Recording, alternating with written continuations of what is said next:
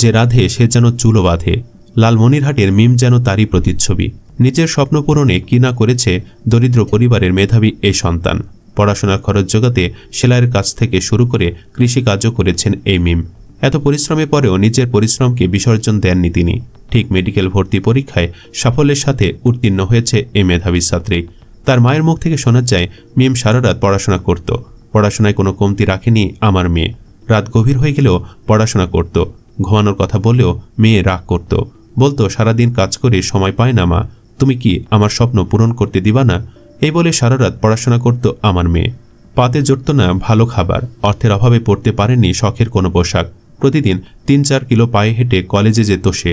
প্রয়োজনীয় বই শিক্ষকদের থেকে চেয়ে নিয়েছে। এত ত্যাগ তিতিক্ষার পরে মেডিকেলে পড়ার স্বপ্ন পূরণ করেছে লালমনিরহাটের এই কৃতি সন্তান।